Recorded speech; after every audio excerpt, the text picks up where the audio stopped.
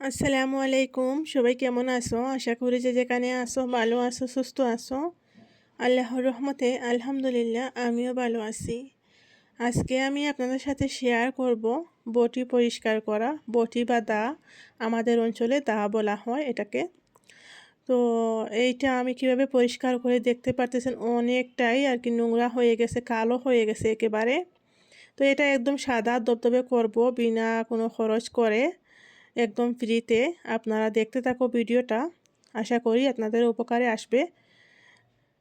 তো ভিডিওটা দেখার সাথে সাথে যদি লাইক দিতে ভুলে যান তাহলে একটা লাইক দিয়ে কন্টিনিউ করেন। তো এখানে আমি দাটা পরিষ্কারও করব, তারপরে হচ্ছে এটা দাঁড়ও করব, কী করে দাঁড় করা যায় সেটাও শেয়ার করব। তার সাথে পরিষ্কার করা অনেক সহজভাবে আপনাদের সাথে শেয়ার করতেছি। পুরো ভিডিওটা দেখতে থাকো, আশা করি ভালো লাগবে। তো এখানে আমি লেবু নিয়েছি, পাতিলেবু একটা পিস নিয়েছি।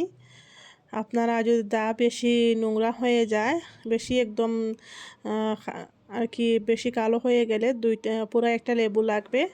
তো আমার কাছে এই অর্ধেক পিসটাই ছিল, ওইটা দিয়ে তার উপরে আমি লবণ দিয়ে দিয়েছি, লেবুর উপরেও দিয়েছি লবণ, তার সাথে এই বটির উপরেও দিয়ে দিয়েছি লবণ। দিয়ে ঘষে ঘষে আমি এটা পরিষ্কার করে নেব।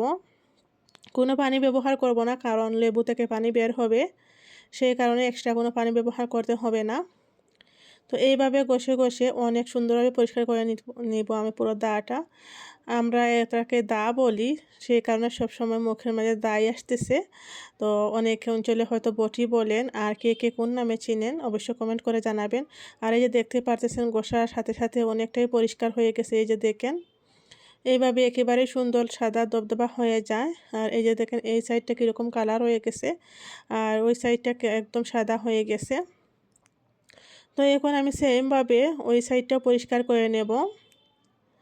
এইভাবে ঘষে ঘষে একদম সহজভাবে পরিষ্কার হয়ে যায়। এই যে দেখতে পারতেছেন ঘষার সাথে সাথেই সাদা হয়ে যাচ্ছে। তো এরকমভাবে আস্তে আস্তে করে করলে 15 থেকে 20 মিনিট সময় লাগবে, কিন্তু এটা একদম পরিষ্কার হয়ে যাবে, সাদা হয়ে যাবে। তো আমি লবণটা মিশে যাচ্ছিল, তো সেই কারণে একটু পরপর লবণও ব্যবহার করতেছি। আর লবণ তো সবার ঘরেই থাকে। এই যে দেখতে পারতেছেন একদম সাদা হয়ে যাচ্ছে কষার সাথে সাথে।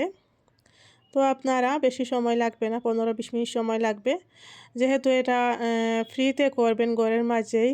তো সেই কারণে একটু সময় নিয়ে করতে হবে। 15-20 মিনিট এরকম কষা দিলে একদম পরিষ্কার হয়ে যাবে। আর আমার বটিটা একেবারেই পরিষ্কার হয়ে গেছে, আপনারা দেখতে পারতেছেন সুন্দর হয়ে গেছে। আর নিচের যে লবণের অংশগুলো দেখো কত কালো বের হয়েছে।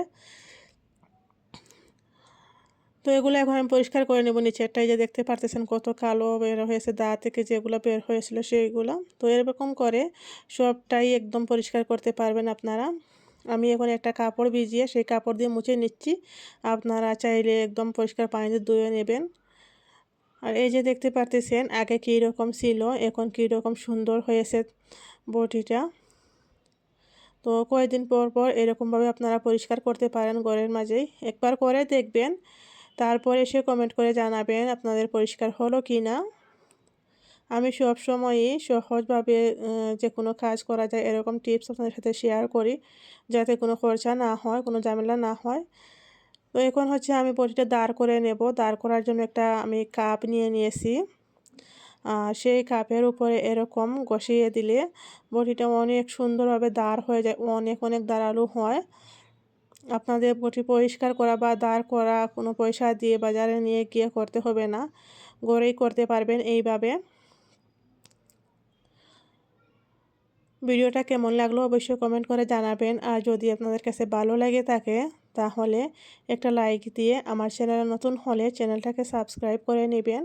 পাশে থাকা বেল আইকনটা প্রেস করে দেবেন, যাতে আমি ভিডিও শেয়ার করার সাথে সাথে আপনাদের কাছে পৌঁছে যায় আর আপনারা সময় সুযোগ করে দেখতে পারেন। আজকের মতো ভিডিওটা আমি এখানেই শেষ করতেছি। সবাই ভালো থেকো। আল্লাহ হাফিজ সবাইকে। আসসালামু আলাইকুম।